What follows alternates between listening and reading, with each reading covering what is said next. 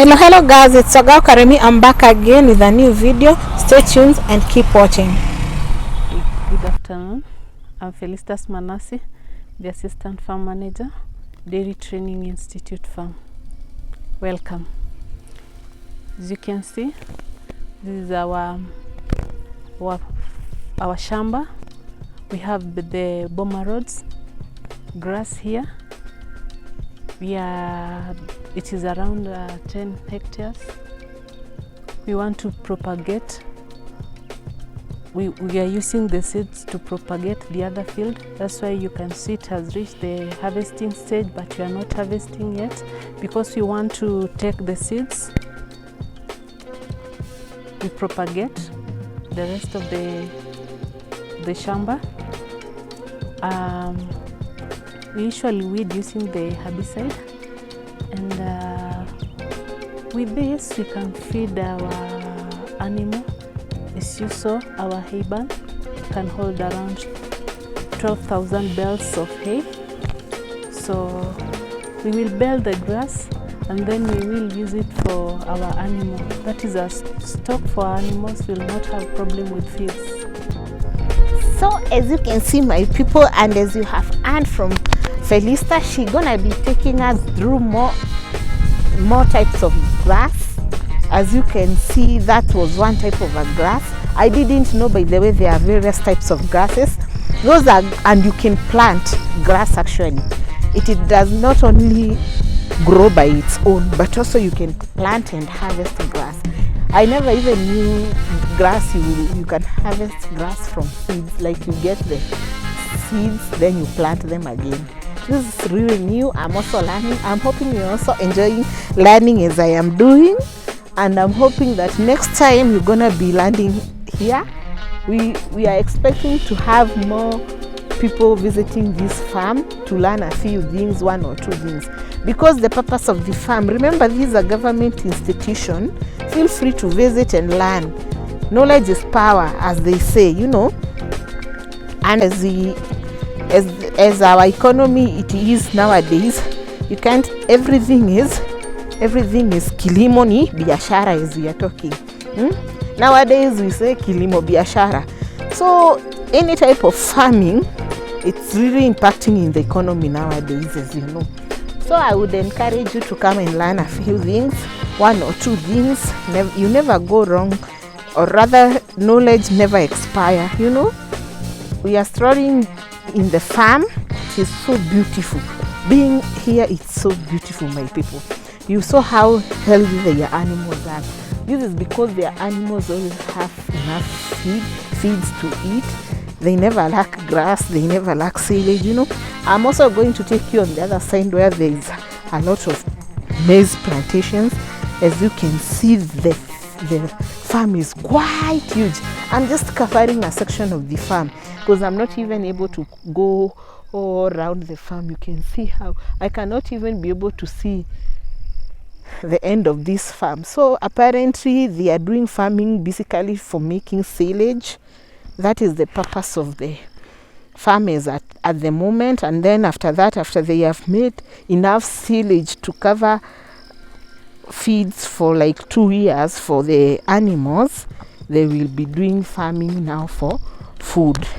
You see, you have to get to prepare for the drought, so that when the drought starts, the animals will not die, or rather not perish. You are already aware of what has been happening in the country because of the climate change.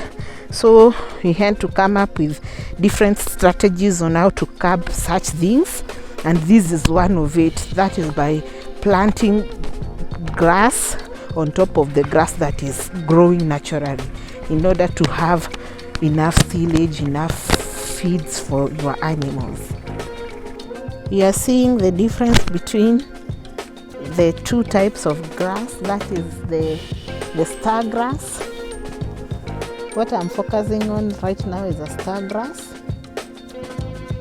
and then there is the boma grass. Felista will be taking us through and telling us the difference between the two grasses.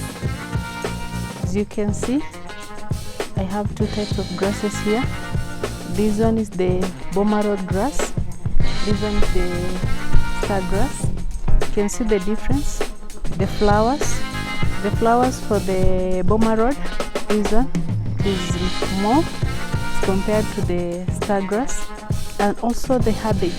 The herbage for the Boma Road is usually more, and the Boma Road is tall as compared to the star grass. So at our farm, we harvest, we plant both the Boma Rods, and then we harvest also the star grass. Star grass we just harvest from our field, and then the Boma Road we plant it. Then later we store in our hay barn, and we preserve it for our animals. What is the need of preserving the grass? I thought you just leave the grass here and the cows can come. Okay, we preserve the grass because we will use it during the dry season. We also preserve the grass so that we can we harvest the grass at the right stage. If we leave it, it will be a waste. So we harvest the grass to be used later for animals, and also so that we maintain the right nutrients that are needed, because with grass you're supposed to harvest when it is opening the flowers. So that's why we usually harvest our grass. What is the work of this maize here? We planted maize because we want to use it for silage. Silage is good for the animals. So it will, after it has the combs are there.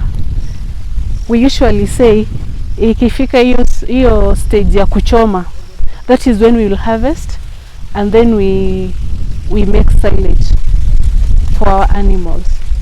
You can see we are having around 8 hectares here. It is a lot for our animals. So it will take us for a very long time before we can prepare another silage.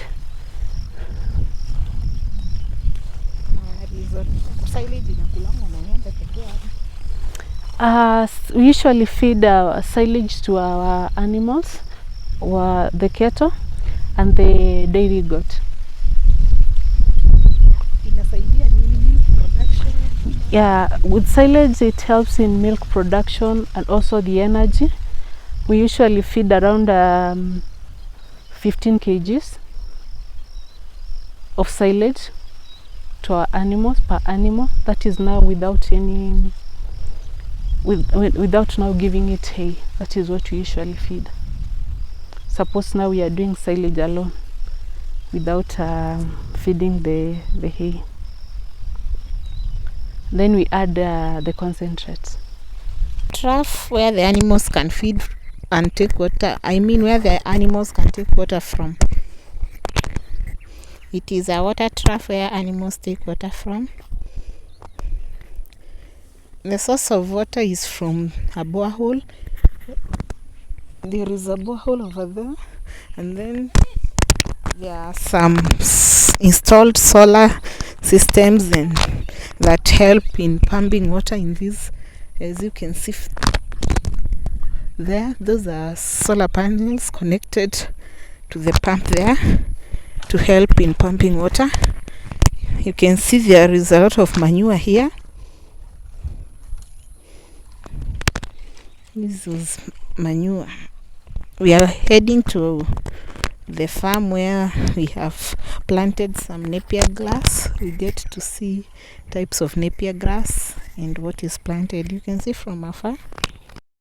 So this place is dry, so they use furrows, this system, to plant the napier grass, so that when it grows and when it is dry, it can retain moisture for long time. The entirely, you can see this newly planted. It is the time it is trying to grow, and this already is green already, you can see. So at this stage you're not able to divine the type of the napier grass, but when they grow you are able to see the difference there. Apparently in this farm there is Kakamega 1, Kakamega 2 and Super Napier. So with time when they grow you're able to see the difference, but as at now at this stage we are not able to differentiate, but at least you've learned a thing or two that there are types of napier grass. Not this is desmodium. So this desmodium, it is planted on top in between the furrows of the napier grass. As you can see, you see how well it is aligned. It is also eaten by the animals. It is a protein content and it's also good for the animals. So this is sorghum. It is planted for the purpose of siling, which is to make silage. Sorghum at this stage you cannot harvest it and make silage with it because it has a very bad acid. So you harvest it when it gets to the milking stage.